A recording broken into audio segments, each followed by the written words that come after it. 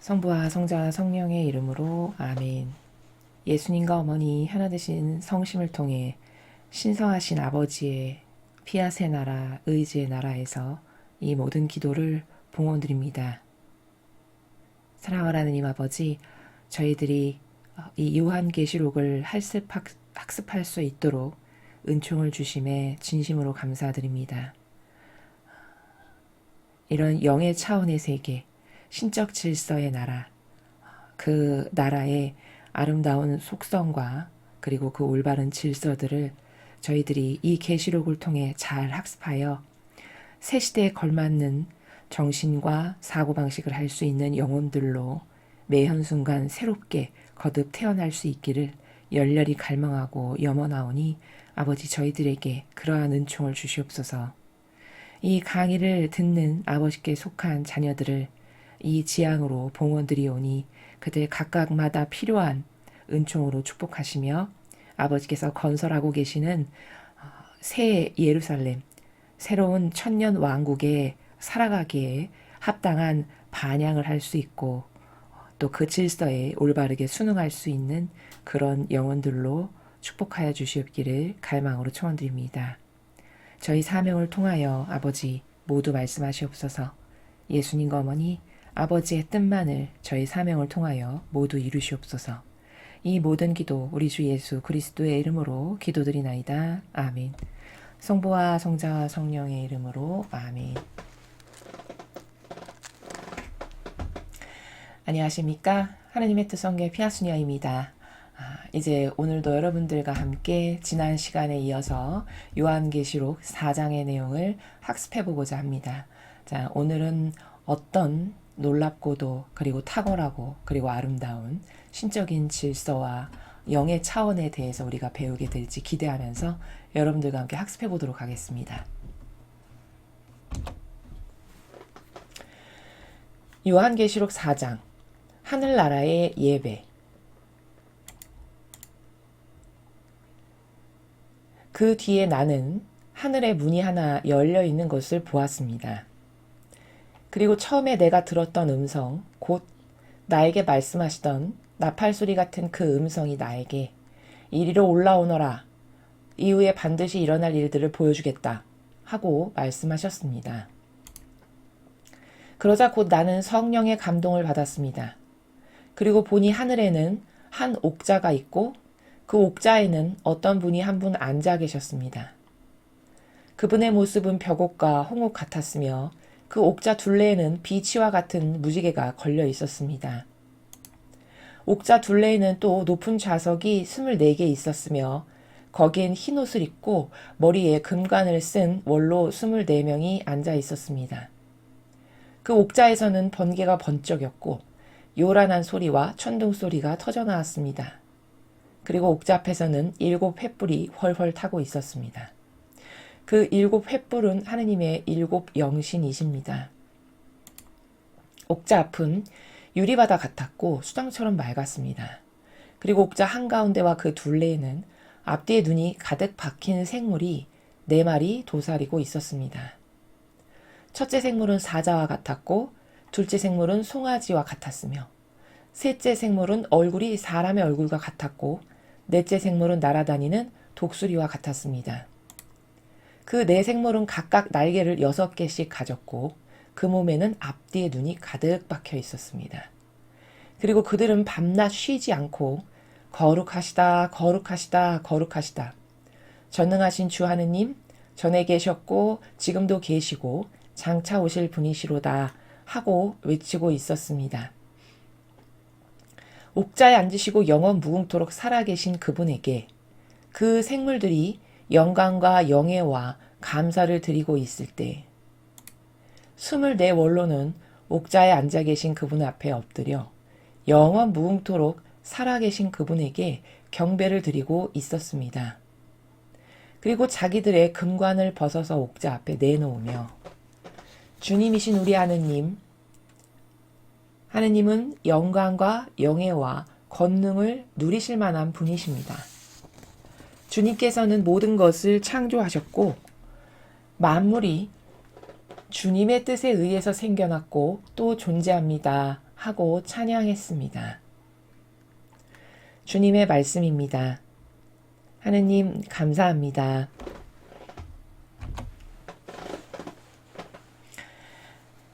이 계시록 4장의 제목이 하늘나라의 예배입니다.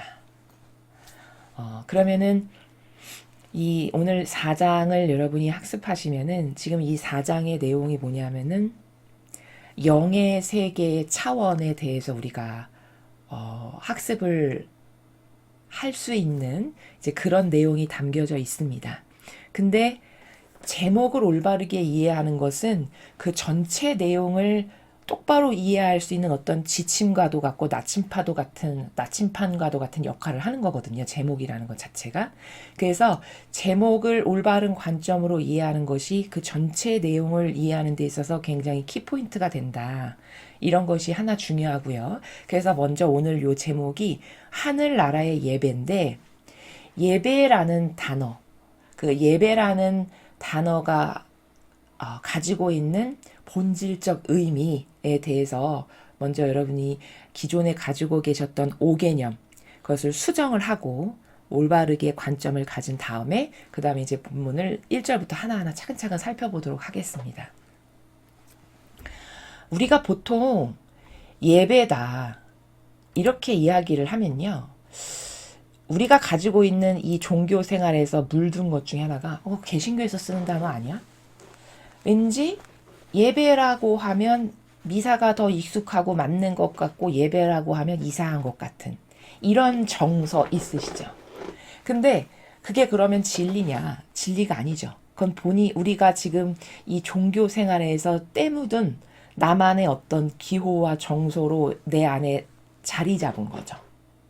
근데 제가 늘 말씀드리지만 우리는 무엇을 주장하려면 항상 성경의 근거에서 주장해야 된다. 그 작은 단어 하나까지도.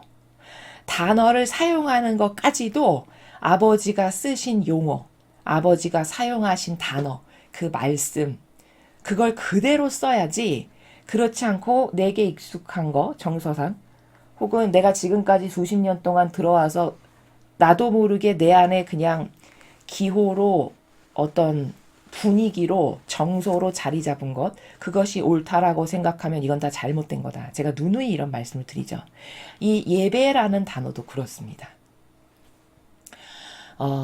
우리는 미사가 익숙하지 예배는 이상해 라고 가지고 있는데 그건 무엇에 근거하지 않은 사고방식이라는 것을 먼저 포인트로 찝고 넘어갈 필요가 있고요.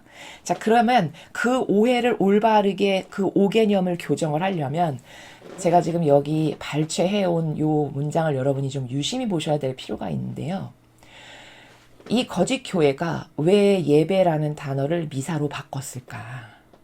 성경을 보면 미사라는 단어는 전혀 나오지 않거든요. 다 예배라고 나와요. 여기 지금 4장의 제목도 하늘나라의 예배죠. 그럼 아버지는 예배라는 단어를 쓰신다는 거고 신적 질서에서는 예배라는 단어를 통해서 표현을 하신다는 거잖아요. 그럼 성경이 등장하지 않는 인간이 만들어 놓은 말을 지금 우리는 쓰고 있는 거죠. 그럼 이 단어를 씀으로써 거짓 교회를 장악한 악이 의도한 게 뭐냐, 이걸 알아야겠죠. 그래야 이게 잘못된 단어고 마귀가 변질시키고 변형시킨 단어니까 절대 쓰면 안 되겠다, 이것을 올바른 개념으로 새롭게 장착할 수 있는 것이죠. 그래서 제가 여기 지금 발췌한 내용은 여기 하단부에 보이시죠? 가톨릭 사전, 인터넷에 들어가서 가톨릭 사전에서 미사라는 단어를 치잖아요. 그러면 쭉 설명이 나오거든요. 그 설명의 일부분을 제가 발췌해 온 겁니다. 여기 이렇게. 자, 이것을 잘 보시면 왜 미사라는 단어를 쓰면 안 되고 성경에 근거한 예배라는 단어가 맞는지를 여러분이 이해하시고 납득하실 수 있다는 거죠. 자, 여기 먼저 보시면요. 이게 라틴어에서 온 단어다라고 나와요. 근데 라틴어에서는 여기 오른쪽에 미사라고 읽고요. 영어로는 이거를 매스라고 읽어요. 자, 그런데 미사라는 라틴어는 여기 보시면 보내다, 떠나보내다, 파견하다의 뜻을 가졌다라고 나오죠. 그쵸? 그러니까 미사라는 라틴어는 가라, 보낸다, 내가 떠나보낸다, 파견한다 이런 뜻이에요. 근데 그것은 요 미사라는 단어도 어디서 나온 거냐면 동사, 즉 미테레레라고 읽거든요. 이걸 라틴어로요. 미테레라고 읽는데 그 동사에서 파생이 되었다라고 나옵니다. 자, 그런데 본래 이 미사라는 라틴어 말은 교회 안에서 처음 사용된 것이 아니래요. 사전에 나오는 겁니다. 그대로. 그리고 어디서 처음 썼냐? 로마 시대 일반 사회에서 통용되던 것이다. 이렇게 나와요. 그러면 로마에서 쓰던 것을 접목해서 이 거짓 교회가 끌어들여서 쓰기 시작했다라는 게 벌써 여기에 드러나죠. 그렇죠? 그러니까 예전에 제가 다니엘서 여러분에게 설명을 드릴 때도 그리고 이제 앞으로 이 계시록도 마찬가지지만 로마 시대에 즉 12명의 사도가 죽은 다음부터 다 순교당해서 죽었죠. 그 다음부터 로마의 콘스탄티누스라는 황제가 내가 국교로 받아들인다 했을 때부터 이미 이 교회는 변질이 시작됐어요. 즉 악이 접목이 됐다는 겁니다. 왜 황제가 그리스도교를 자기가 영세까지 받으면서 즉 세례까지 받으면서 국교로 선포했는지에 대한 이유는 제가 앞에 강의에서 다 말씀을 드렸죠. 그게 진짜 자기가 신실한 신자여서 하느님을 경외하고 훈숭하고 극진히 사랑하여 나의 전부인 유일 신으로 내가 모셔야지 해서 세례를 받은 게 아니라고 제가 말씀드렸잖아요. 그때부터 이미 악이 들어와서 접목이 시작돼서 예수님이 12명의 제자를 통해서 세우신 그리스도교는 변질이 시작이 돼요. 쬐끔씩 누룩처럼. 그게 그 흔적을 여기서도 볼 수 있어요. 로마 시대 일반사회에서 통용되던 이 단어를 차용해서 끌어다가 쓴 거예요. 접목시킨 거죠. 이게 사전에 나온 내용입니다. 자, 그런데 이 뒤를 더 자세히 읽어보면 즉 이 미테레라는 동사에서 파견된 미사라는 말은 이렇게 관용으로 쓰였다고 해요. 이때 미사 에스테 이렇게 읽거든요. 이때 미사 에스테 이게 라틴어예요. 근데 요 관용어는 어디에서 많이 쓰였냐 하면 법정에서 재판이 끝났다는 것을 이렇게 선포한다든지 그러니까 이때 미사 에스테 이렇게 이야기하면 아 재판 끝났습니다 이렇게 선포하는 데 쓰인 거죠. 혹은 여기 파란색으로 제가 표시한 걸 여러분 잘 보십시오. 황제나 제후 고관대작들을 아련한 뒤 아련이 끝났다는 것을 알려주는 말이었다. 이렇게 되어 있거든요. 황제나 제후 고관대작을 아련한 뒤 아련이 끝났다라고 선언할 때 이때 미사 에스트 이렇게 이야기했다는 거거든요. 요게 왜 중요한 거냐 제가 지금 파란색으로 표현한 게 여러분이 그냥 읽었을 때 뭐 그래서 그게 어땠다는 거야 그게 왜 잘못된 거지 이렇게 생각하실 수 있을지 모르겠는데 아련이 끝났다가 힌트예요. 즉 이 미사라는 단어를 악이 접목해서 씀으로써 더 이상 신하고 우리는 아련이 끝났다 더 이상 하느님을 하고는 우리는 이제 관련이 없다. 이런 의미가 여기 이 단어에 내포되어 있다는 거예요. 하느님과 우리와의 관계는 이제 끝났다. 더 이상 볼 일이 없다. 이 의미가 이 미사라는 단어에 들어있다는 겁니다. 어원이 그렇잖아요. 지금 아련이 끝났다는 게. 그렇죠. 그래서 악이 로마 시대의 그 황제가 그리스도교를 국교로 선언하면서 내가 그리스도교 신자가 되는 대신 너희도 이런 거 좀 적당히 타협해줘라 해서 지금의 썬데이가 된 것도 그렇고 이런 몇 가지가 다 타협한 흔적이 있다라고 제가 예전에 강의에서 말씀드렸죠. 그중 하나가 또 이 단어예요. 이게 로마 사회에서 이미 쓰였다라는 이 힌트와 이게 사실을 지금 여기 근거해서 쓴 거죠. 또 아련이 끝났다. 우린 신하고 더 이상 아련이 끝났다. 볼 일 없다. 이제 하나님하고 끝이다. 이 내포적 의미를 갖고 있는 이 단어를 이 거짓 교회가 씀으로써 하느님과 우리와의 관계를 단절시키는 그 교묘한 악의 의지가 포함되어 있는 단어여서 저희는 미사라는 단어를 그래서 안 씁니다. 그 단어 하나 그렇게 쓰는 게 뭐 그렇게 큰일인가? 또 이렇게 생각하실까봐. 여러분, 말에는요, 창조력이 있어요.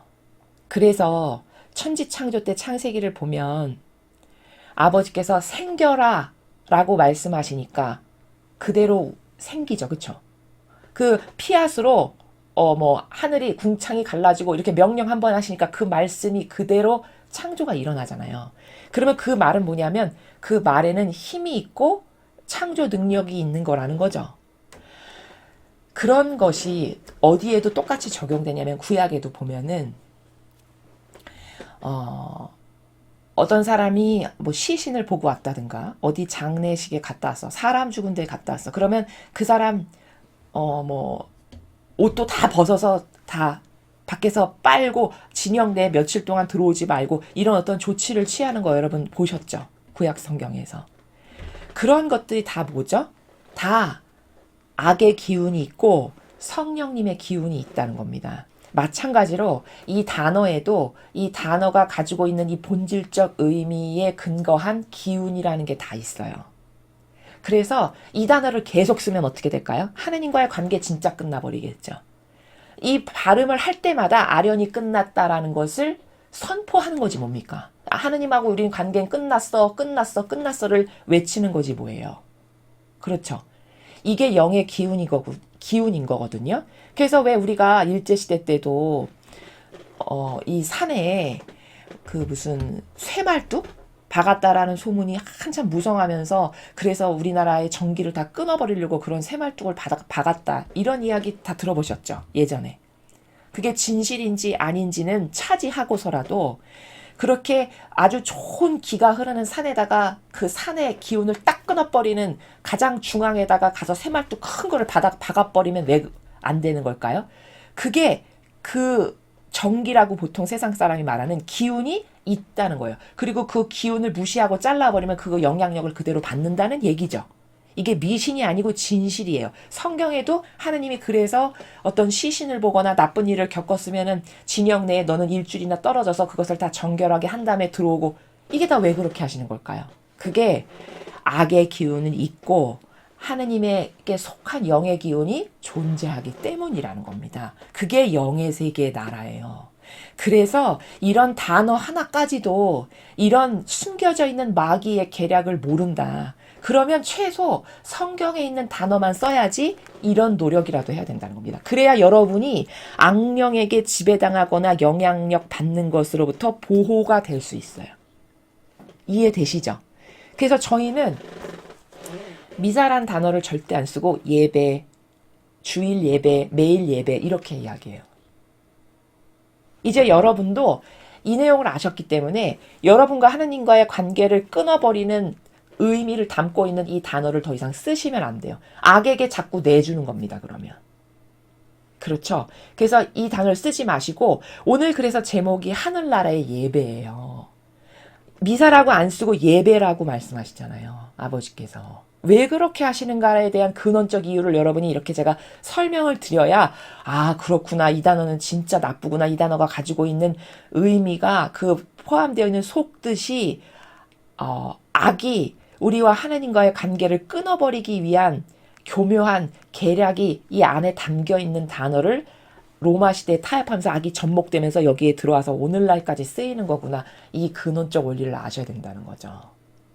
이해되셨죠? 그래서 이 거짓 교회, 적그리스도의 세력이 예배라는 단어가 성경에 이렇게 등장하는데도 불구하고 미사라고 바꿈으로써 하느님과 백성과의 관계를 단절시키려는 계략이 매우 농후한, 여기 이렇게 입증을 제가 해서 드리죠. 이건 게다가 자기네들이 올린 가톨릭 사전에 등장하는 내용이에요. 이해되십니까? 일반 사전도 아니고. 그래서 여러분이 이 의미를 잘 아시고 이 단어 하나도 굉장히 신중을 기해서 성경에 나오는 단어만 써야지 옳은 거구나라는 그런 기본 관점이 있으셔야 된다는 겁니다. 자, 그 다음에 이제 오늘의 이 본문을 보시면 그래서 하늘나라의 예배 중에 예배라는 단어를 제가 말씀을 드린 거예요. 자, 그리고 지금 예배라는 것이 무엇인지를 1절부터 11절까지 쭉 보여주셨거든요. 저희가 같이 본문을 읽었죠.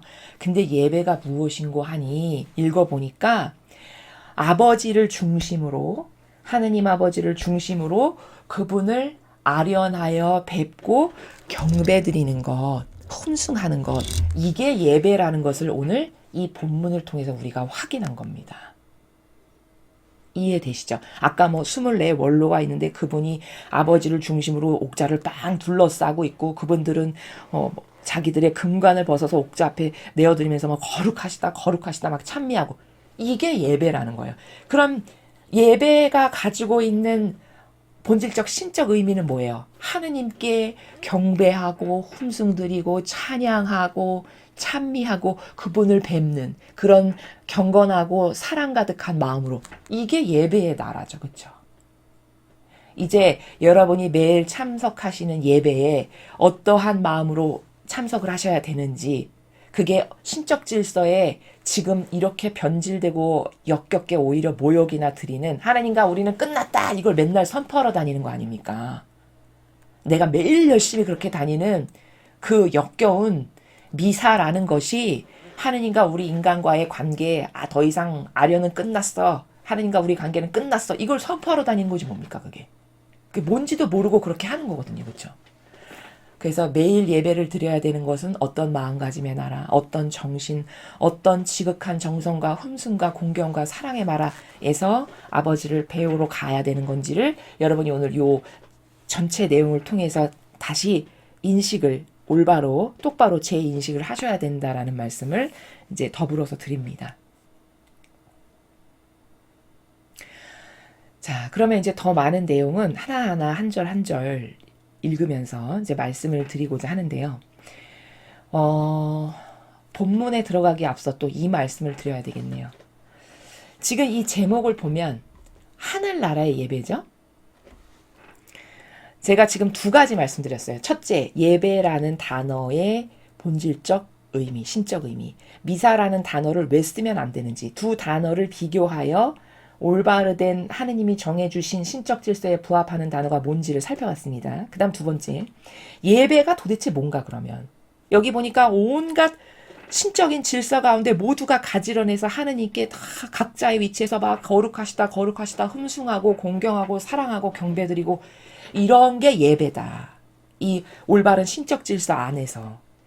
그럼 우리도 매일 예배하러 갈 때 어떤 마음으로 가야 하는가에 대해서 고찰해 봐야 된다고 말씀드렸고, 그 다음에 이제 세 번째 말씀드릴 건 뭐냐면, 지금 이 제목을 딱 보면은 여러분이 직관적으로 딱 드는 생각이 무엇일 거냐면은, 하늘나라 예배?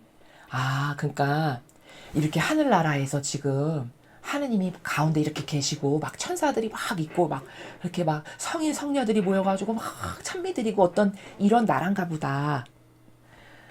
요렇게 마치 인식이 어떻게 하기가 쉽냐면, 나는 여기 있는데 이 하늘나라의 예배가 펼쳐지는 것은 저기 어디 우주 끝에 알지도 못하는 미지의 세계 한참 가면 있는 그 하늘나라에 있는 예배, 이렇게 생각하기가 쉽죠. 근데 그것이 아니라는 거예요.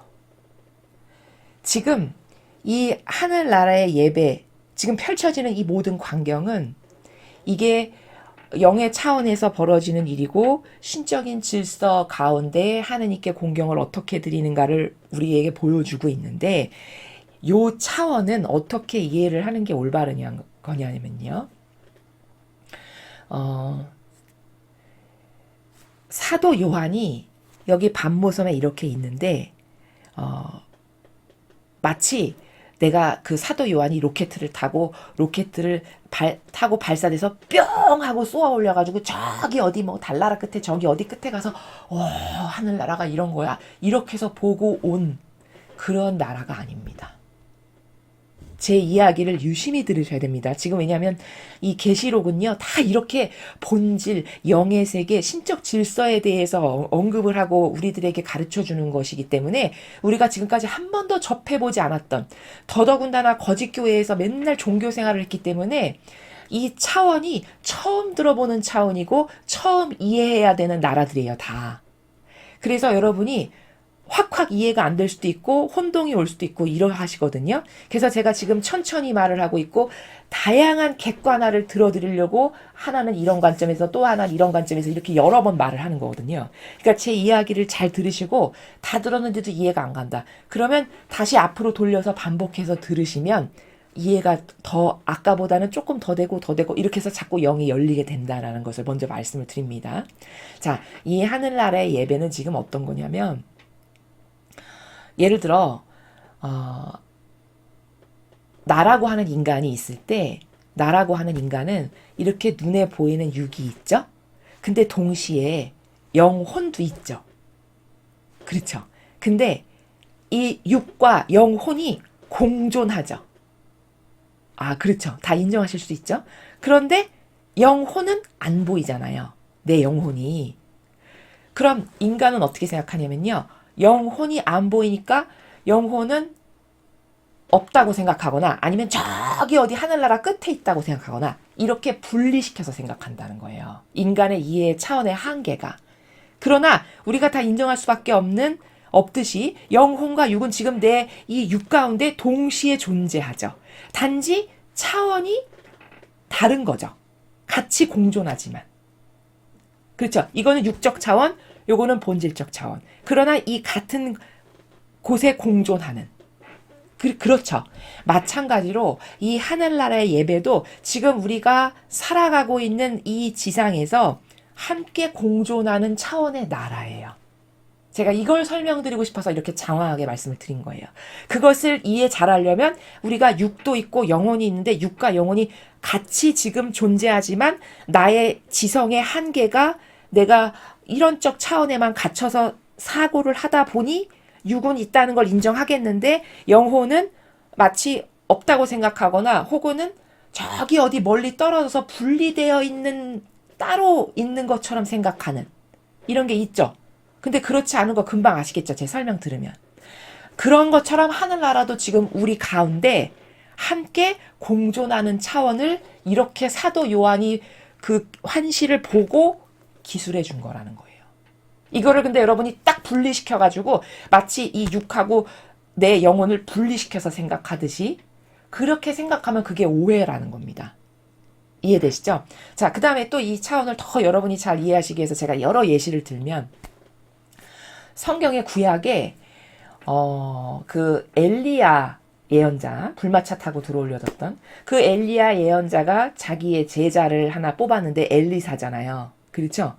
근데 그 이제 엘리야 예언자가 하늘로 들러 올려졌고 그 다음에 그 스승의 뒤를 이어서 엘리사가 예언자를 하던 시절인데 그 엘리사가 예언자를 하던 시절에 이스라엘이 시리아로부터 굉장히 공격을 많이 받아요.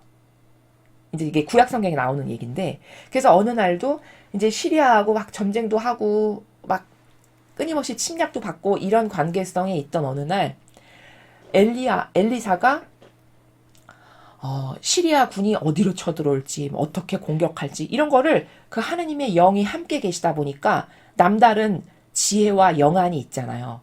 그러니까 그것을 다 아버지가 보여주셔서 시리아 군이 어디로 쳐들어올 거고 그러니까 왕은 어디를 방비하십시오. 어떤 날은 어떻게 몇만 군대가 들어올 건데 거기를 이렇게 해서 미리 매복하고 있다가 그들을 물리치십시오. 이렇게 계속 알려주는 거예요. 그러다 보니까 족족 지는 거죠. 그렇죠? 그 시리아가. 그러니까 하루 시리아 왕이 분하다. 이거 도대체 어떻게 된 거야? 이거 내통하는 자가 있나? 이렇게 생각을 해요. 그래서 이거 알아봐라. 수소문해봐라. 우리 가운데 내통하는 자가 분명히 있다. 이렇게 얘기를 했더니 그 수하의 사람 중에 어떤 병사가 그게 아니라 저 이스라엘이라는 나라에는 뛰어난 예언자가 있습니다. 그래서 그 예언자가 왕이 침상 밑에서 하시는 생각, 속삭이는 내용 그런 것까지도 다 알아서 자기 나라 왕에게 고자질해서 일러 바쳐가지고 우리를 이렇게 힘들게 하는 겁니다. 이제 이런 말을 해요. 그러니까 그 시리아의 왕이 도대체 그 자가 어디 사는 누구냐. 그래갖고 알아냈어요. 그래서 그 엘리사가 사는 그 주변을 이제 밤에 몰래 시리아 왕이 군대를 파견해가지고 거기를 매복을 해가지고 이제 덮쳐가지고 죽이려고 이런 이제 계략을 짜거든요. 근데 그런 일이 있는데 엘리사는 이제 알잖아요. 주님의 영이 알려주시니까.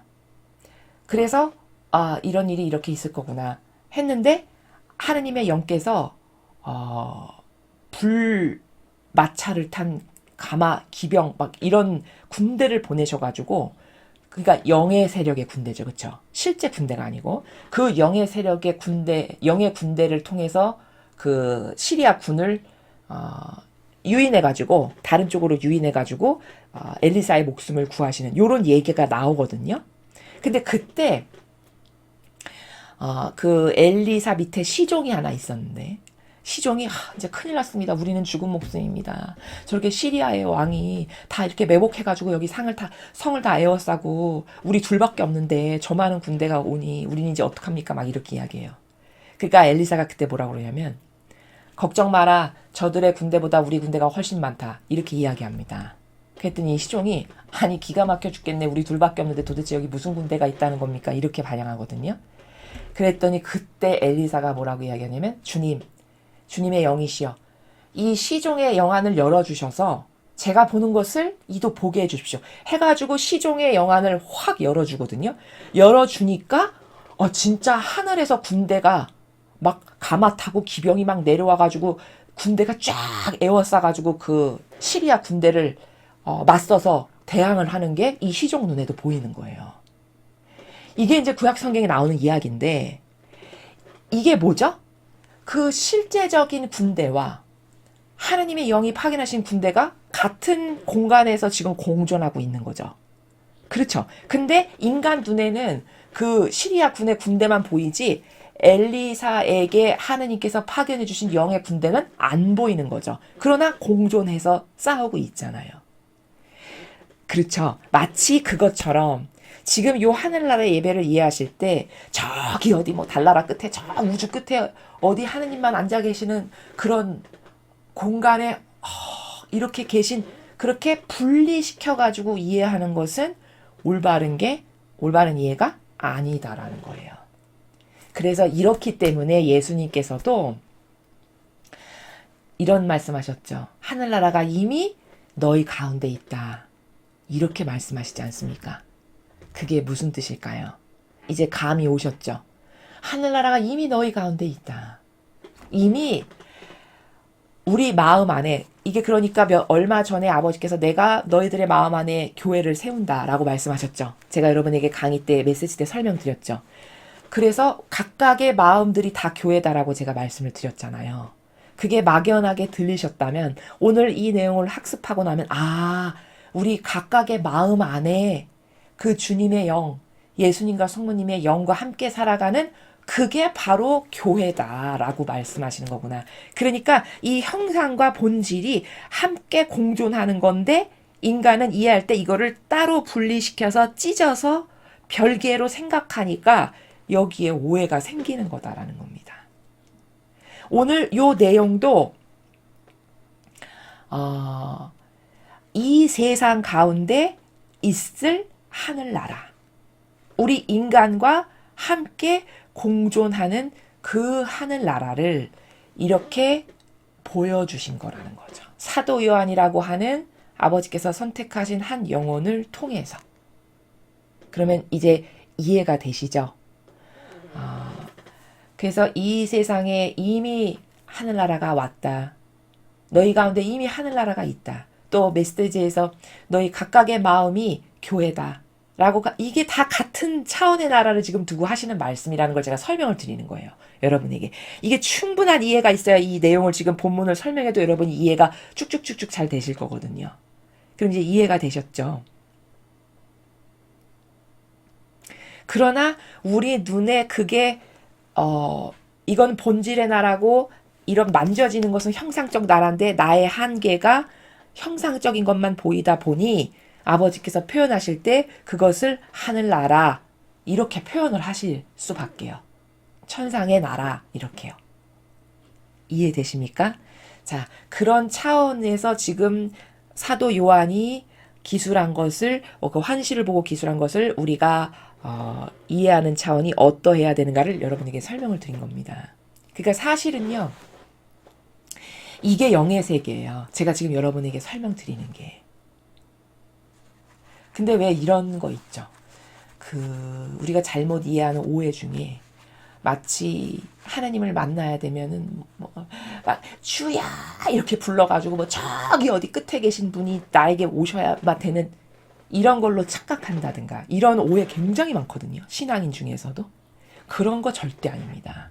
그냥 의식만 하면 여기 함께 계신 하나님이 금방 나와 소통하시는 이런 관계예요. 그러니까 지금 사도 요한이 이 환시를 보소 우리들에게 적어준 것도요. 이게 발 한 짝 옮기면 제가 지금 여기 이렇게 있죠. 근데 발 한 짝 옮겨서 여기 이렇게 가죠?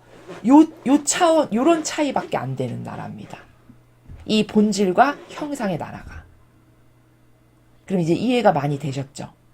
자, 그 나라에서 요 하늘나라의 예배를 이해하는 것이 옳은 거다. 요 관점을 가지고 이제 하나하나 살펴보겠습니다.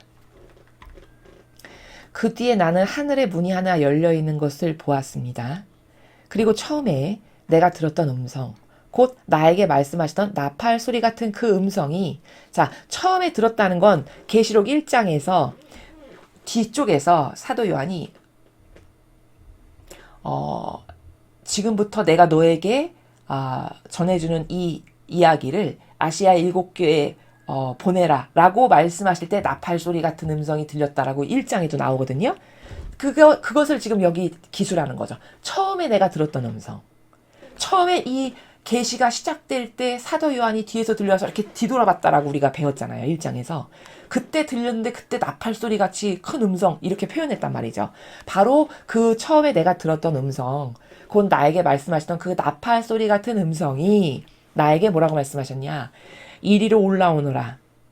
이후에 반드시 일어날 일들을 보여주겠다 하고 말씀하셨습니다. 이렇게 전하고 있죠. 그러면 이 나팔 소리 같은 음성은 뭐냐면은 예수님의 말씀이신데, 즉 더 디테일하게 표현하면 예수님의 영을 지닌 천사가 나팔 소리 같은 음성으로 선포하고 뭘 전할 때 그렇게 사도 요한에게 와서 전했던 거죠. 이제 그것을 표현한 거고, 자, 이후에 반드시 일어날 일들을 보여주겠다라고 이야기한 거는 이제 계시록이 지금 1장부터 22장까지 있는데 앞으로 22장에 걸쳐서 이 세상에 펼쳐질 그 아버지께서 이 지상에 펼쳐질 일들을 너에게 보여주겠다라고 말씀하시는 그런 내용입니다. 그 다음에 2절을 보면 그러자 곧 나는 성령의 감동을 받았습니다. 은총으로 지금 하느님께서 영을 부어주시는 거죠. 영을 보내주신 거죠. 그래서 그 은총을 받아 성령의 영을 받아서 영안이 열린 거죠. 사도 요한은. 그래서 아까 제가 말씀드렸죠. 엘리사도 자기만 봤는데 시종이 하도 투덜대고 못 믿으니까 아버지 이 영혼에게도 영을 열어주시옵소서 해서 기도를 하니까 시종의 눈도 영안을 확 열어주니까 막 불마차 하느님께서 파견하신 군대가 이 시종의 눈에도 보여서 와, 저 군대가 다 도대체 어디서 온 것인가 막 이렇게 하는 게 나온다 그랬잖아요. 그것과 똑같은 상태죠. 이제 이 계시를 전해야 되다 보니 아버지께서 영을 은총으로 주신 거죠. 그래서 그 성령의 감동을 받았다는 게 그런 상태예요. 그래서 그 은총으로 영이 오다 보니까 충만해져서 영안이 열려서 그 아버지가 보여주시고자 하시는 본질의 세계가 확 열려서 보이는 이제 이런 상태죠. 그리고 보니 하늘에는 한 옥자가 있고 그 옥자는 어떤 분이 한 분 앉아 계셨습니다. 그분의 모습은 벽옥과 홍옥 같았으며 그 옥자 둘레에는 비치와 같은 무지개가 걸려 있었습니다. 자, 누굴까요? 옥자에 앉아 계신 분. 하느님 아버지시죠. 옥자에 앉아 계실 분은 아버지뿐이시잖아요. 근데 그 아버지의 모습을 묘사하기를 벽옥, 홍옥, 그 다음에 둘레는 뭐 비치 같은 무지개 이렇게 표현을 하고 있죠. 자, 벽옥, 홍옥, 뭐 비치 이런 건 다 보석들이에요. 보석들. 그러니까 이런 다양한 보석으로 하느님의 모습을 표현하는 것은 아버지가 가지고 계시는 아버지만의 고유한 어떤 속성의 특징들, 표현하기를 벽옥도 같으시고 홍옥도 같으시고 비치와도 같으시고 이렇게 이 각각의 보석이 갖고 있는 고유의 특징이 있잖아요. 보석마다 그런 특징들을 아버지께서 이렇게 다 가지고 계신 분이다라고 표현하는 나라입니다. 근데 이제 벽옥은 제가 찾아보니까 이게 다이아몬드예요. 그러면 다이아몬드는 특징이 굉장히 단단하고 강력하죠. 그런 어떤 아버지의 굉장히 아주 강하고 단단한 어떤 권능을 상징할 때 벽옥, 또 뭐 홍옥은 붉은 빛이 도는 보석이라고 알려져 있거든요. 뭐 그 홍옥이 가지고 있는 고유의 속성, 또 비치는 여러분이 많이 들어보셨겠지만 에메랄드 보석을 비치라고 한다고 합니다. 그 에메랄드가 굉장히 그 물빛 오염 하나도 안 돼 있는 어떤 관광지 같은 데 가면 아주 비치 같은 에메랄드빛 같은 물 색깔 이런 거 보신 적 있죠? 그런 것과 같은 하느님께서 가지고 계신 어떤 고유의 독특한 특징 이런 것을 표현하기를 아버지를 뵈니까 막 벽옥 같고 막 홍옥 같고 이렇게 표현을 한 거예요. 그 다양한 속성, 그 무지개가 또 이렇게 뒤에 다 걸려 계시고 그렇게 아버지가 앉아 계셨다라고 표현을 하고 있고요. 옥자 둘레에는 또 높은 자석이 24개 있었으며 거긴 흰 옷을 입고 머리에 금관을 쓴 원로 24명이 앉아 있었습니다. 자, 옥자, 아버지께서 앉아 계신 둘레에 높은 자석이 24개 있었대요. 근데 거긴 흰 옷을 입고 머리 금관을 쓴 원로 24명이 앉아 있었습니다. 자, 흰 옷을 입었다는 거는 자기 희생으로 자기의 죄를 갚은 그 깨끗해진 영혼들을 상징해요. 그래서 흰 옷을 입고 있다라고 이렇게 이야기하는 거거든요. 그 다음에 이제 금관을 이들이 머리에 썼다는 거는 금은 어떤 승리, 어떤 전투의 싸움에서의 이겼을 때의 그 영광, 이런 걸 나타내는 거거든요. 그러니까 이들은 하느님 옆에 앉아 있을 만큼 이 지상에서 자기의 희생으로 깨끗해졌고 어떤 다양한 승리를 일군 그런 영혼들이다라는 것을 알 수 있는 것이죠. 자, 그런데 이렇게 보면 여기가 지금 옥자 둘레에 앉아 있다라고 하잖아요. 그러면 우리가 이 모습을 추상해 보건대 하느님 아버지께서 중앙에 계시고 문 둘레에 24명이 그분을 둘러 에워싸서 이렇게 보좌하고 있는 것이 추상이 되시죠. 그러면 이게 지금 아버지가 다스리시는 나라의 영적인 신적 질서요. 이게 영의 차원의 나라에서 이게 올바른 거잖아요. 그러면 예배를 할 때 그 제단에서의 감실의 위치라든가 사제가 앉아야 될 위치라든가 이런 게 다 이런 것에 근거하여 설계가 돼야 되는 거거든요. 근데 여러분 보시면 여기 지금 한 중앙에 하느님 아버지께서 가장 높은 중앙에 앉아 계시면서 흠승과 공경과 영광과 사랑과 영예를 받으시면서 보좌하는 세력이 이렇게 양옆에 이렇게 둘러싸고 있는 이런 형태죠. 그러면 현재 거짓교회의 상황을 잘 보세요. 마치 여러분이 다 아시겠지만 사제가 왕처럼 한 중앙에 앉아 있죠. 그렇죠. 게다가 더 심각한 건 뭐냐. 어떤 성당은요. 감실이 제단의 중심에 있어야 되는데 감실이 저쪽 한쪽에 우측 끝에 혹은 좌측 끝에 이렇게 치워져 있어요. 치우쳐져. 이런 게 다 이런 신적 질서하고 맞지 않는 모욕과 역겨움을 드리는 배치예요. 여기 그런 데가 한 군데나 있나요? 다 보좌하는 세력은 삥 둘러싸고 가장 중앙의 핵심부 높은 곳에는 하느님 아버지께서 딱 좌정하고 계시잖아요. 그렇죠. 근데 본인이 더 왕처럼 높은 데 올라가서 앉아있고 예수님께서 계시는 감실은 다 이런 데 한쪽에 치우쳐져 있고 이런 건 다 이런 신적인 것하고는 너무나도 달라진 역겨운 모욕과 역겨움을 하느님께 드리는 이런 배치라는 거예요. 이게 거짓교회라는 것은 이렇게 무수히 많은 증거가 있습니다. 하느님의 세력 혹은 하느님의 다스림 그런 이런 신적 질서하고는 너무너무 달라요. 게다가 여기 아까 옥자라고 했죠. 여기 옥자. 이 옥자라는 단어는 하느님 아버지께만 쓰여야 되는 단어예요.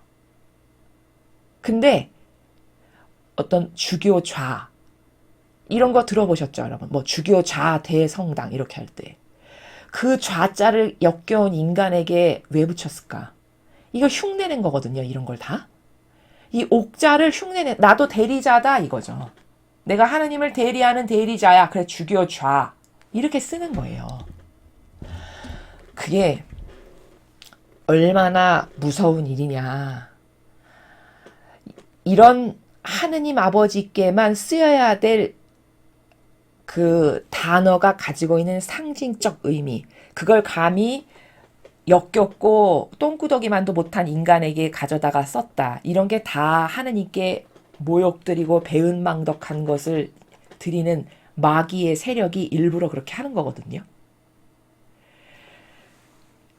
이런 변질된 것을 오늘 여러분이 지금 하늘나라의 예배라고 하는 이 영의 세계의 이 아름다운 질서와 이런 영의 차원의 나라를 배우실 때 확실하게 인메모리가 되셔야 돼요. 그래야 여러분 눈에 이건 신적 질서하고 이렇게 다르구나, 이렇게 변질됐구나, 이게 성경에 내가 계시록에 배운 것하고는 정말 다르구나를 똑바로 깨달을 수가 있습니다.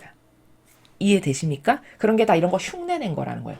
그 대리자란 단어도 성경 어디에도 등장하지 않아요. 그쵸?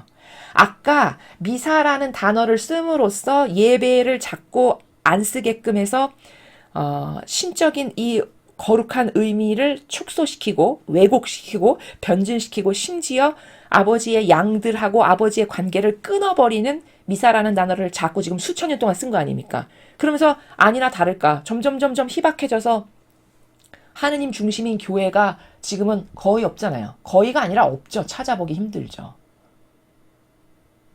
그렇게 돼서 끊고 해가지고 오늘날의 이 지경에 이르기까지 그 수천 년 동안의 마귀가 그런 것을 의도를 가지고 한 거라는 겁니다. 이런 뭐 옥자를 인간이 갖다가 주교자라고 쓰는 거나 대리자라는 단어 성경에 절대 등장하지 않는데 인간에게 갖다가 야 내가 하느님이니까 나를 하느님처럼 공경하고 떠받들어라고 은연중에 암시적이고 묵시적으로 그 단어에 내포함으로써 쓰게끔 은근히 강요를 한다든가 이런 게 다 교묘한 마귀의 계략이고 책략인데 이런 계시록을 똑바로 배우지 않으면 전혀 보이지 않는 거죠. 그렇죠. 그래서 나도 모르게 모욕을 드린 행위를 나도 동참하고 있는 거예요. 이해되십니까? 여러분 그 대리자란 단어는 예수님마저도 한 번도 쓰신 적이 없어요. 이 지상에 오셔서 언제 예수님이 야 내가 그리스도고 나는 하나님의 대리자야. 내가 대리자니까 다 나에게 공경하라. 이런 나라나 그런 어떤 개념을 가지고 영혼을 대하거나 그런 걸 성경에서 보신 적 있나요? 오히려 나는 종이다. 모든 일을 섬기러 왔다. 제자들에 대해 맨날 가르치시는 게 뭐예요? 네가 하늘나라에서 높아지고 싶거든 모든 일을 섬기는 종이 되라. 맨날 이렇게 가르치시죠. 그럼 종이 되라는 게 또 어떻게 이해하기 쉽냐. 이 사고방식이 이런적인 인간의 수준에서는 예 이렇게 남 앞에 겸손한 척하면 아유 종 같은데 왜 그래 또 이렇게 이야기합니다. 이런 수준이니 인간의 지력이 거기다가 얼마나 많은 말과 객관화를 해야 그게 뚫리고 열릴까요? 그렇죠. 참 참담한 시대인 거죠 지금은. 그러니까 겸손이 뭔지도 모르고 정직이 뭐인지는 더더욱 모르고 이런 수많은 이 정신세계 안에 마귀가 불어넣은 것과 영적인 게 막 이렇게 짬뽕이 돼가지고 도대체 어디 실가닥 하나를 어디에서 뽑아야 올바르게 이거를 펼 수 있는지를 모를 만큼 이런 지경이죠. 이 시대가. 지금 이런 챕터를 배울 때 여러분이 내가 지금 얼마나 영적이지 않은 즉 성경적이지 않고 진리적이지 않은 것에 휩싸여서 아무 단어를 혼용해서 지난날 썼고 그것으로 모욕과 역겹을 어떻게 드렸으며 그게 하느님과의 관계성을 어떻게 잘못되고 비틀리게 하는 건지 이런 것을 잘 아셔야 돼요. 그래야 여러분의 수많은 오해가 풀리면서 올바른 신적 질서에 진입할 수 있게 되겠죠. 내 영혼이 그쵸? 그런 목적을 가지고 요 강의를 잘 들으셔야 된다는 거죠.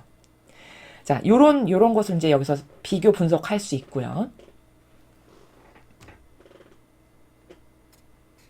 그 옥자에서는 번개가 번쩍였고 요란한 소리와 천둥 소리가 터져 나왔습니다. 우리가 보통 하느님을 상징할 때 여기뿐만 아니라 아버지를 표현할 때 막 불이 많이 나오죠. 그렇죠? 불, 빛 이런 것들로 하느님을 많이 표현을 해요. 여기도 지금 번개가 번쩍였고 요란한 소리, 천둥 소리 뭐 이렇게 나왔습니다. 이거는 어떤 것을 상징하는 거냐면 절대자의 어미로우심 있죠. 그 절대자로서의 모든 만물을 창조하신 주인으로서의 어미로우심을 요렇게 표현한 거예요. 지금 막 번개가 번쩍이고 요란한 소리가 나고 천둥 소리 같은 게 터지고 이런 게 다 그런 나라를 요렇게 표현한 겁니다. 이해되시죠? 그리고 옥자 앞에서는 7 횃불이 훨훨 타고 있었습니다. 그 7 횃불은 하느님의 7 영신입니다. 먼저 7이라는 숫자 뭔지 아시죠?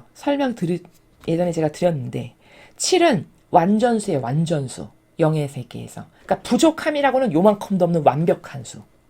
이거는 수치적으로 따지는 게 아니에요. 무슨 말이냐? 7보다 100이 더 크니까 100이 더 완전수 아니야? 이렇게 생각하는 차원이 아니라고요. 1000이 아니라 만이 아니라 1억이 와도 7하고 1억을 비교했을 때 7이 더 완벽한 완전수의 의미를 상징하고 있다는 거예요. 그래서 하느님이 그 정도로 완벽하다라는 것을 상징해서 7 횃불인 거고, 그 다음에 불은 정화의 불. 하느님과 관련해서 불이 많이 나오는데 불 하면은 모든 이런 신적 질서와 아버지의 영의 세계의 다스림에 반하는 악을 다 정화해서 태우시는 그런 막강한 불. 또 불이라고 하면 하느님의 아주 막강한 권능과 능력. 또 빛도 많이 나오는데 빛은 진리를 상징해요. 못 볼 것이 하나도 없는 모든 것이 다 만천하에 드러나는 이런 빛. 그래서 이 빛과 불은 상호 교환적이에요. 따로 분리해서 생각할 수 있는 것이 아니라 하느님을 상징하는 불, 빛 이런 것은 빛에는 불이 필요하고 불에는 빛이 필요한 이런 상관관계 가운데 있는 것이 불과 빛을 하느님과 관련해서 이해할 때 이렇게 이해하는 게 옳고 타당하다라고 말씀을 드릴 수 있습니다. 그래서 여기 7이라는 숫자가 왜 7 횃불인지 말씀드렸고 불이 상징하는 바를 말씀드렸고 그 다음에 이제 7 영신이라는 단어가 있는데 영신은 우리가 이런 거는 많이 들어봤죠. 7 영. 근데 거기 신이 붙었어요. 그러면 영보다는 더 막강하고 파워풀하고 센 거예요. 그러니까 하느님이 신이니까 7 영신 이렇게 붙은 거예요. 우리가 어젠가 그제 메시지 해설할 때 신성하신 자비 배웠죠. 그렇죠? 신성한 자비. 근데 그 신성하다라는 단어는 예수님에게도 잘 쓰시지 않는 단어예요. 예수님께는 거룩한 이라는 단어를 보통 쓰시지 신성하신 예수님 이렇게는 말씀 안 드려요.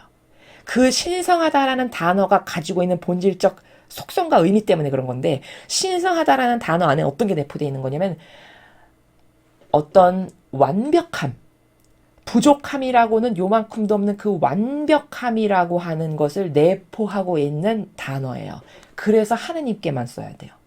마찬가지로 어떤 단어도요. 이렇게 이게 하느님에게만 써야지 그거를 아까 제가 인간에게 가져다가 쓰니까 이거 모욕과 역경을 드리는 거다 이렇게 말씀드렸잖아요. 그런 것처럼 감히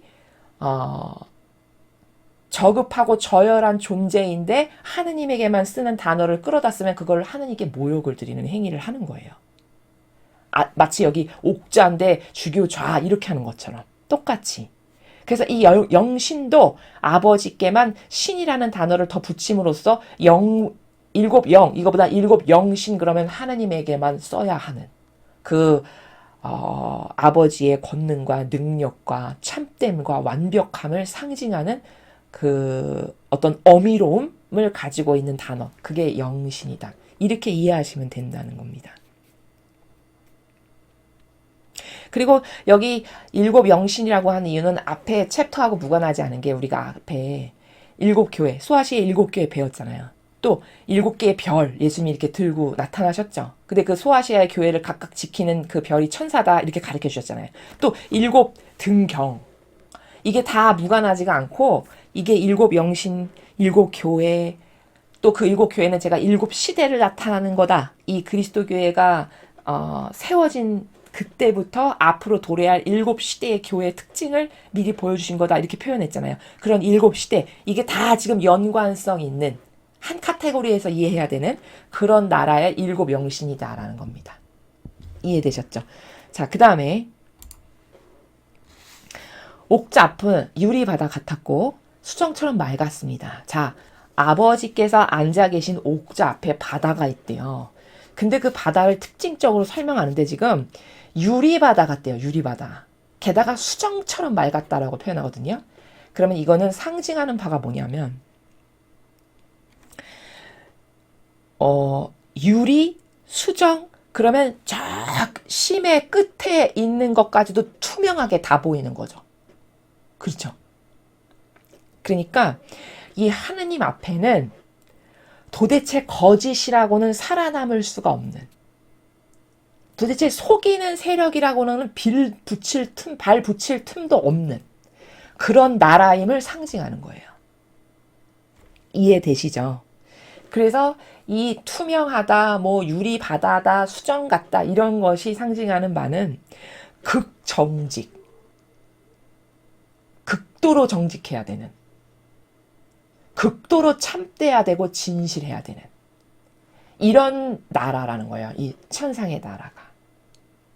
근데 인간은 그렇게 알리바이를 해서 어떻게 하면 내가 좋아질까? 그리고 그 진정성도 이 정도로 극정직, 극참됨인데 거기에 이런 하느님을 그럼 어떤 마음으로 대해야 될까요? 우리가 이런 나라에 가고 싶다면. 그렇죠. 아, 진짜 하느님 앞에 정직하지 않으면 절대 이런 나라에는 못 가겠구나예요. 발견해야 될 게. 그럼 여러분, 여기 걸음망처럼 걸러지시죠, 체에. 일단 정직하지 않다. 아, 저거는 하느님의 자녀가 아니고 다 마귀의 자식이구나를 다 할 수 있어요. 근데 어떻게 하면 교묘하게 속일까? 교묘하게 속이면 속일수록 지혜롭고 똑똑한 자라고 생각하는 게 세상의 수준이니 여기랑 얼마나 비교하면 다릅니까? 차원이. 그렇죠. 그런 자는 감히 빌붙일 수도 없는 나라예요. 그러니까 여기 수정처럼 맑았다는 것은 이런 다양한 관점을 내포하고 있는데 막힘이 없는 하느님 아버지께서 그러시다는 거죠. 또 어떤 능력이 아주 탁월한, 또 지식이 아주 차고 넘치는, 또 온갖 지혜로 너무나도 퍼펙트하게 똑똑한 이런 걸 다, 이런 다중적 관점을 표현하고 있는 게 수정처럼 맑은 거고 유리바다고 이런 건데 그 중에서도 가장 우리가 보편적으로 이해하기 쉬운 상징적 해석을 하자면 이렇게 투명하고 다 보이니까 여긴 절대 거짓이 통할 수 없는 나라구나가 제가 지금 서두에 말씀드린 나라예요. 그러면 신앙인이면요, 하느님을 만나고 싶고 내가 천상에 가고 싶다면 어떤 노력을 해야 되냐는 거죠. 하느님 앞에 어떤 마음으로 다가와야 되겠습니까? 최소 정직해야 돼요. 최소 자기 양심에 비추어 봤을 때, 아, 나는 이런 죄인이야. 하느님께. 아, 하느님 앞에 내가 이런 역겹고 부끄러운 마음으로 다가갈 순 없지. 해서 뭔가 자기를 자꾸 꺾고 버리고 정직하여 회개하고 그래서 자꾸 새로워지려고 하고 어떤 이런 정직성의 속성이 있어야 이런 하느님과의 어떤 소통이라든가 나라에 갈 수 있는 거지. 그런 속성이 하나도 없으면서 무슨 성지만 열심히 다니면 되고 뭐 성경을 몇 번 읽었고 무슨 유명한 신학 박사의 무엇을 들었고 이러면은 이런 나라에 갈 수 있는 걸까요? 노력 완전 달리 해야 되는 거겠죠, 그렇죠? 이 종교 생활은요 엉뚱한 노력을 해요. 주님을 만나기 위해서 이런 것도 하고 저런 것도 하고 저런 것도 했고요. 그게 이런 유리바다 수정처럼 맑은 데랑 무슨 상관이 있습니까? 그런 가운데 정직하지도 않고 양심마저 없다면 그게 무슨 소용이 있겠어요, 그게 냉정히 말하면 자기가 기호정석 경향을 만족시키고 자기 충족을 위해서지 하나님을 위해서는 아니잖아요. 그렇죠? 그러니까 이 사관이 천상이라는 데가 도대체 어떤 곳이며 내가 그런 천상의 나라에 정말 가서 아버지를 뵙고 싶다면 나는 어떤 노력을 해야 되는지를 이런 구절구절을 보면서 잘 깨달을 수 있다는 거죠. 엉뚱한 노력을 해서 시간 낭비를 하면 안 된다는 거예요. 이해되셨죠? 그 다음에 그리고 옥자 한가운데와 그 둘레에는 앞뒤에 눈이 가득 박힌 생물이 4마리 도사리고 있었습니다. 그러니까 여기 지금 앞뒤에 눈이 가득 박혔대요. 여러분 추상해보세요. 어떤 생물이 있는데 앞뒤에 눈이 가득 박혔으면은 모든 것을 살피고 못 볼 것이 없다는 뜻이죠. 그렇죠. 그럼 하느님 앞에 그렇게 낱낱이 다 드러난다는 거예요. 도저히 거짓과 속임수와 자기를 위한 역겨운 알리바이 이런 거 절대 통하지 않는. 그러니까 지금이나 이렇게 세상에서 빨갱이나 이 속이는 세력이 판치지. 물론 이것도 몇 년 못 가겠습니다만 이런 것은 감히 이 나라에 가당치도 않아요. 근처에도 못 갈 세력들이에요. 일단 속이는 게 있다. 사람이 거짓말을 한다. 속인다. 이거는 기본도 이 나라의 근처에도 못 갈 만큼 기본도 안 된 영혼들이에요. 분별의 눈이 확하게 열리시죠. 그리고 또 여기서 하나 우리가 알아야 될 건 뭐냐면 지금 여기 생물이라고 표현하셨거든요. 생물? 생물에 대해서 우리가 알아야 되는데 여러분이 다니엘서를 다 학습하셨으니까 제가 설명드리면 잘 이해가 되실 거예요. 생물과 짐승을 같이 알아야 돼요. 생물과 짐승을 세트로 묶어서 알아야 되는데 자, 생물은 하느님의 다스림을 대신해서 수행하는 자들이에요. 예를 들면 천사처럼. 그래서 여기 생물이라고 표현한 거예요. 근데 생물이 변질되면 짐승이 돼요. 성경에서. 그래서 왜 우리가 다니엘서 초창기에 배울 때 바다에서 이렇게 바람이 하나 싹 일더니 첫째 짐승이 싹 올라왔는데 사자 같고 뭐 날개가 막 독수리 날개 같고 그 다음 둘째 짐승이 싹 올라왔는데 곰 같은데 한쪽 어깨가 이렇게 들려있고 이렇게 다 짐승으로 표현했죠. 다니엘서에. 그게 내 제국이었잖아요. 그러니까 딱 아기가 맞고 딱 떨어지는 게 생물이면 하느님의 다스림을 대신해서 집행하는 어떤 천사와 같은 거라면 짐승은 이 생물이 변질된 것으로서 악과 관련된 거예요. 그래서 그 바빌론이라든가 둘째 짐승인 메데 페르시아, 그리스, 로마가 다 전체주의를 했던 제국들, 즉 하느님의 다스림하고는 변질된 이런 세력임을 우리가 배웠지 않습니까? 그러니까 그것을 표현할 때는 짐승이 올라왔다라고 말씀을 하시잖아요. 이해되셨죠? 그래서 성경을 볼 때 짐승이다. 그럼 생물이 변질된 거, 악의 세력 요렇게 이해하시면 된다는 겁니다. 그 다음 7절. 첫째 생물은 사자와 같았고 둘째 생물은 송아지와 같았으며 셋째 생물은 얼굴이 사람의 얼굴과 같았고 넷째 생물은 날아다니는 독수리와 같았습니다. 이렇게 표현해요. 자, 하느님의 다스림을 대신해서 집행하는 그 자들이 어떤 그런 천사도 같은 것이 생물인데 생물이 4마리네요. 그러면 이게 동서남북, 여기는 쓰여있지 않지만 4마리면 동서남북을 하느님의 다스림을 집행하는 이런 것이고 그 다음에 여기 첫째, 둘째, 셋째, 넷째 이렇게 표현한 거는요. 이 생물 사이에서도 어떤 질서가 있다는 거예요. 첫 번째, 두 번째, 세 번째, 네 번째 이렇게. 질서. 그 질서를 표현하는 거고 그 다음에 여기 첫 번째 생물은 사자 같았다라는 거는 이 지금 네 생물이 여기 하느님을 대신하여 아버지의 그 다스림을 집행하는 것이잖아요. 그러니까 아버지의 속성을 가지고 대신하여 집행하는 거죠. 그럼 이 생물의 속성이고 아버지의 속성임을 우리가 알 수 있네요. 자, 사자 같았다는 거는 어떤 힘이 막강하고 사자가 이 포유류 중에 가장 왕이라고 하잖아요. 힘이 막강하고 아주 용맹하며 능력이 뛰어나고 권능이 있는 그런 우리의 하느님 아버지를 상징하기 위해서 사자 같았다 이렇게 표현하는 거예요. 그 아버지의 다스림의 일부분의 속성을 이렇게 표현하는 거예요. 그 다음 두 번째 생물은 송아지 같았다. 송아지는 가장 큰 특징이 뭐냐면 인내, 소하면 그쵸? 인내하는 거. 그러니까 하나님이 이토록 수천 년을 인내하고 기다려주시죠. 그것을 상징하고, 셋째 생물은 얼굴이 사람의 얼굴 같았고, 자, 사람의 얼굴 같았다는 거는 인간하면 이런 다른 어떤 사자, 송아지랑 별개로 딱 구분되는 게 하나 딱 생각나는 게 뭐죠? 지성이 있잖아요. 그러니까 모든 것을 관통하고 꿰뚫고 모르는 것은 단 하나도 없는 아버지의 그 지성이라고 표현하면 안 되고 뭐라고 표현해야 될까요? 그 하느님의 권능이랄까? 그것을 빗대어 상징적으로 포커스를 딱 잡기를 사람이라고 한 거예요. 사람 하면 그 지성이니까.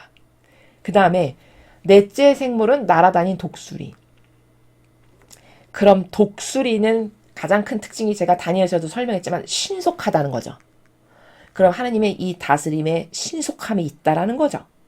요렇게 아버지 다스림의 그 각각의 속성들을 가지고 있는 생물들을 통해서 하나님은 다스리신다는 거죠. 그리고 동서남북을 다스리니까 이 하나님의 다스림에서 벗어나는 것은 하나도 없는 온 우주 만물을 이런 아버지의 특징으로 다스려 나가신다는 거예요. 하나님의 능력을 상징하는 거죠. 이 네 개의 생물을 통해서. 그 다음에 그 네 생물은 각각 날개를 6개씩 가졌고, 자, 날개가 2개인 것도 모자라서 6개래요. 6개. 이 생물이. 그러면 뭘까요? 어떤 것을 하실 때 아주 신속하게, 거침없이 이렇게 집행하신다는 것이죠. 그 몸에는 앞뒤에 눈이 가득 박혀 있었습니다. 요건 요 앞에서도 이야기했죠. 앞뒤에 눈이 가득 박혔으니 도대체가 속일 수가 없는 차원의 나라구나. 이 하느님 아버지의 나라는 진실과 사실만 있는 나라구나. 여러분, 눈이 이렇게 다 있으면 이게 감시자처럼 항상 보고 있는데 거기서 어떻게 알리바이를 할 수가 있나요?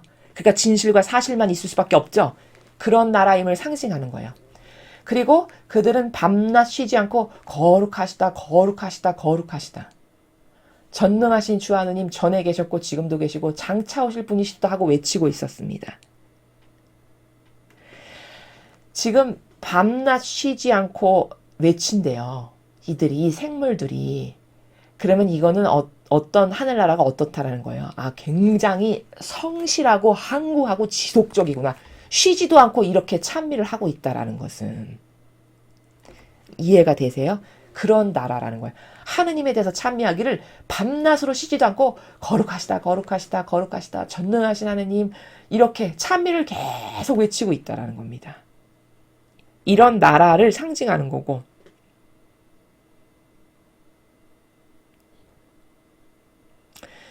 그 다음에 여기 전에 계셨고 지금도 계시고 장차 오실, 이것은 전에 계셨다는 건 창조 때, 창세기, 그게 전에 계셨고라고 표현한 거고, 지금도 계시고, 지금은 이제 현재 예수님이 또 이 지상에 오셨으니까 지금 계시다라는 걸 그렇게도 이해할 수 있고, 그 다음 장차 오실 건 어떤 나라예요? 앞으로 재림해서 오실, 이런 과거와 현재와 미래를 지배하시는, 그러니까 완전히 알파요 오메가인 그런 아버지의 나라, 차원의 나라, 그런 아버지의 다스림, 이런 것을 다 이렇게 요런 문구로 지금 표현하고 상징하고 나타내시는 거다라는 것이죠.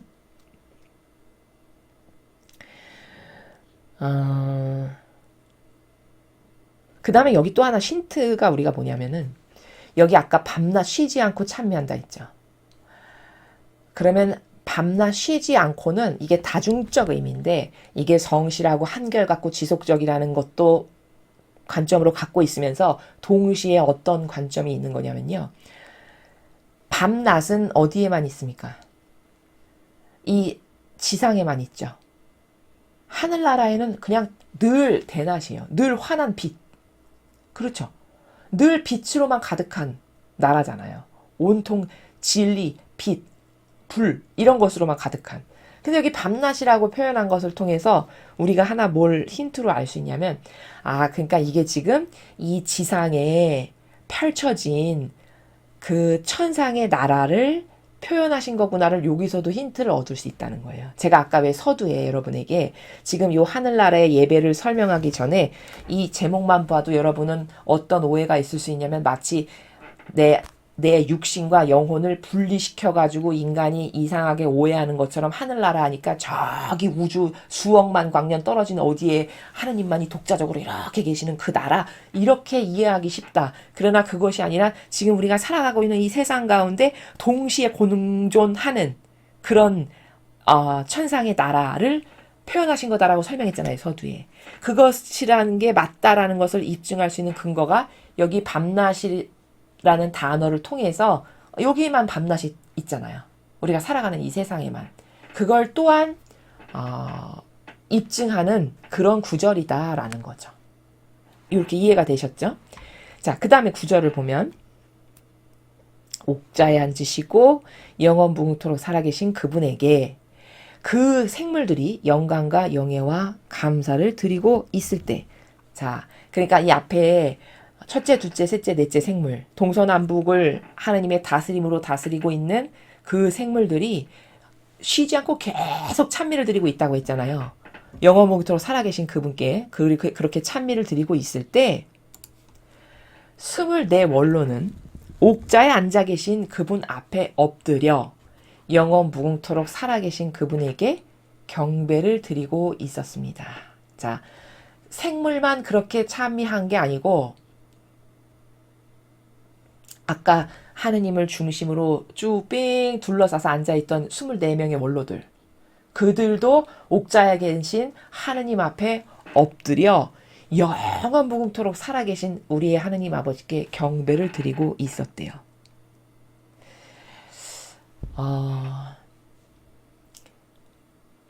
그러니까 지금 여기까지를 보면은 예배라는 게 도대체 무엇인지 점점 아시겠죠. 예배라는 것은 이 위대하신 온 우주 만물을 만드셨고 우리를 만드신 우리의 진정한 본질적 아버지이신 하느님 아버지께 이렇게 모든 천상의 그 아버지와 함께 보좌하고 함께 다스리고 그분과 살아가는 그 나라의 시민과 백성과 이런 원로와 생물에 이르기까지 다 그분께 경배드리고 찬미하고 흠숭하고 찬양하고, 그래서 그분을 배웁고 인사드리고, 이런 게 예배라는 거예요. 즉 하느님을 배우는 게 예배고, 그 배울 때 마음가짐이 어떠해야 되는가를 우리가 지금 요 4장을 통해서 알 수 있다는 거죠. 그래서 우리도 예배에 참석할 때 지금 이런 우리 눈에 보이지 않지만 이런 원로들이나 이런 생물들과 함께 이 지상에서 하느님께 예배를 드리는 그 마음으로 드려야 된다라는 것이죠. 이해되셨죠? 그 다음에 그리고 자기들의 금관을 벗어서 옥자 앞에 내놓으며, 주님이신 우리 하느님은 영광과 영예와 권능을 누리실 만한 분이십니다. 자, 그 24원로가 아까 흰옷 입고 금관 쓰고 있다고 했죠. 근데 자기가 쓰고 있던 금관을 자기들이 벗어가지고 아버지가 앉아 계신 옥자 앞에 이렇게 내놓았대요. 여기 지금. 이게 어떤 차원이냐면 이런 거예요. 지금 이 원로가 이 천상에 벌어지고 있는 이 광경을 보고 하느님이 어떤 분이신지, 그분의 업적이 뭐고, 그분의 다스림이 어떤 다스림이고, 이런 걸 지금 여긴 차원이 다 열렸으니까 다 볼 수 있잖아요, 이들이.